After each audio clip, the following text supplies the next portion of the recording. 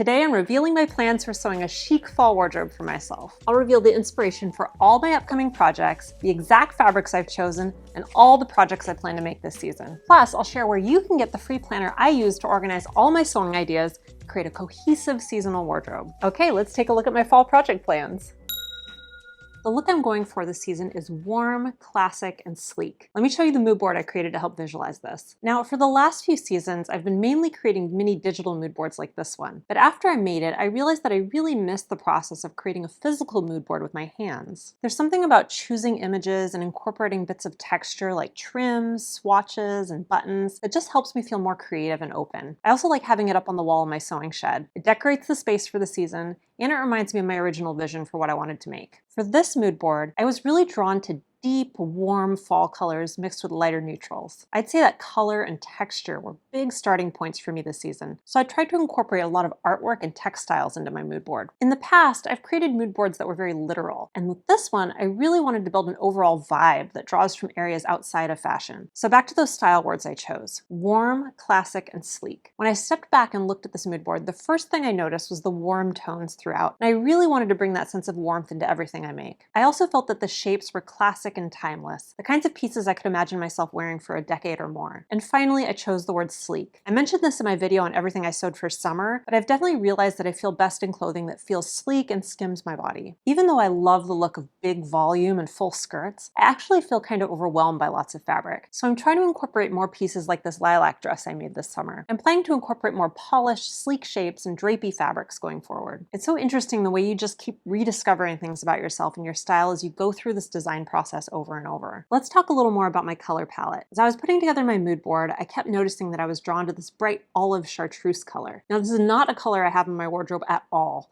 but something about it was really speaking to me. It reminds me of the way leaves turn at the beginning of fall when they go from green to gold. So I decided to incorporate it as one of my statement colors. I'm actually really excited about it because it's so different for me. I think I'll look really pretty with my dark hair and all these other warm fall colors. For my neutrals, I went with my usual suspects of ivory and black and mixed in a deep chocolate brown and a medium brown. For basics, I incorporated a peach tone. I guess you could consider this a neutral too, but it just has a little bit more color than most neutrals. And finally, that eye-popping chartreuse is my main statement color. I also added in some red, mainly because I tend to be drawn to red accessories, nails, and makeup. I'm even considering making a red leather mini tote bag, which I think would look really great with these colors. By the way, I'm using the free Seamwork sewing planner to create this plan, which is part of the design your wardrobe process that we teach for creating a seasonal sewing plan just like this. If you want a free download of the planner, I'll put a link to where you can get that below. Okay, let's get to the projects. My first project is a Seamwork Kimmy, which is an elastic waist dress with a V neckline and short dolman sleeves that gather with these pretty ties. To me, this has a sort of modernized 1940s look to it, especially with the gathers at the shoulders. I like that it has a little bit of fullness, but if you make it in a drapey fabric, it'll still be pretty soft and sleek. I'm also considering making the bonus version,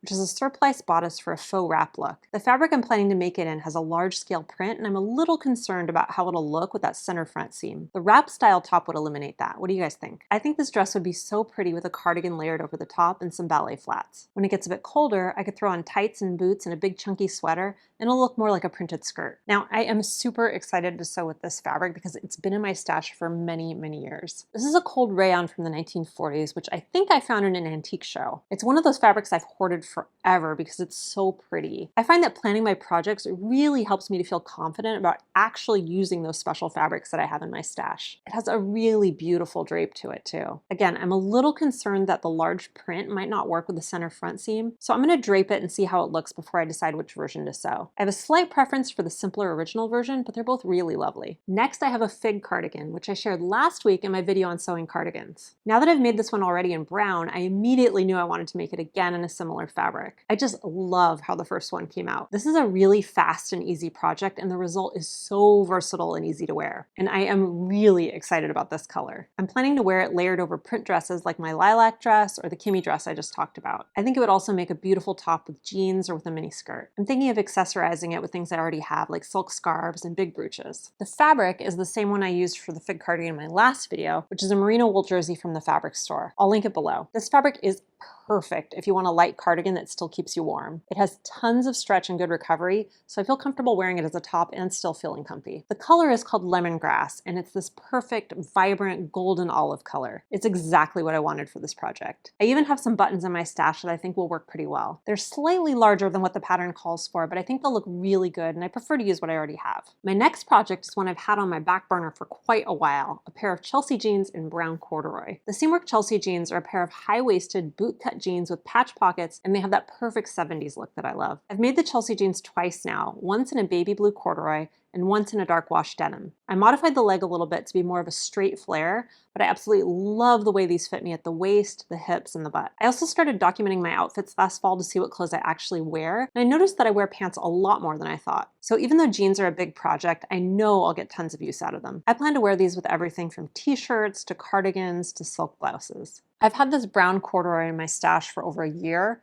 maybe even 2 years, and I bought it specifically to make these pants, but then I never found the time to do it. So I'm finally returning to this project. I think the fact that the idea still excites me after all this time is a really good sign. My next project is the Bryn dress, which is a classic shift dress that can be worn as a pinafore. I personally love to layer dresses over tops in fall, and the Danny pinafore that I made in black scuba knit is a real closet workhorse for me. What I love about Bryn is that it has a gentle shift shape with just enough shaping. It has French darts, so you get some nice shape at the waist and bust without any obvious seams or darts in front, breaking up that sleek line. That makes it perfect for prints or strong textures like the one I'm using. I think this will look amazing layered over a pretty eyelet blouse like the one I'm going to show you in a minute. I also think it looks really nice over a knit turtleneck or a long sleeve crew neck like the Seamwork Alice. I was looking for a wool tweed and some brown tones, and I found this one on Etsy. Isn't it gorgeous? I love that the texture is so pronounced with these really big yarns. And the colors are really outstanding too. Wouldn't it make a pretty boxy jacket? Or maybe a tweed A-line skirt? This dress is also fully lined, so I'm thinking about using this really lovely rayon challis that I have in peach tones, which I bought a while back from Style Maker Fabrics. I am a little concerned that the rayon might cling too much, especially if I'm wearing it with tights, so I might try something a bit more slippery. Let me know if you guys have any thoughts about that. My next project is the Desi skirt, which is a gorgeous bias cut skirt with an elastic waist. I've made Desi before in a champagne colored silk charmeuse, and it is absolutely gorgeous and so comfortable. It has an encased elastic waist, so I'm thinking I may try sewing the waist with lingerie elastic instead to get a smoother look. I also thought I might shorten it to an above knee length and add this beautiful chantilly lace trim. It'll definitely look like a slip, but I've always liked that lingerie as clothing look, so I don't mind that. This is definitely one of those pieces that looks luxurious but feels extremely comfortable, which is my favorite thing in the world to wear. I think it would look amazing with the fig cardigan on top, or a bigger, warmer sweater when it gets colder. I think it would look really lovely with sheer black tights and some tall riding boots. For this, I'll use some black silk charmeuse. This is the same fabric I used for my silk joss pants, but I'll probably need to get a bit more since it's cut on the bias. I'm planning to use this wide chantilly lace for the trim at the bottom. I found this lingerie elastic with this pretty picot trim, so that's what I'll use in place of the casing at the waistline for that really sleek look. My next project is Bloom, which is a romantic blouse with full sleeves and a pretty insertion detail below the yoke. I've wanted to make the Bloom blouse all year, and I even have it printed out already, but it never quite made it into my plans. I have so many fabrics in my stash that will work well for this blouse,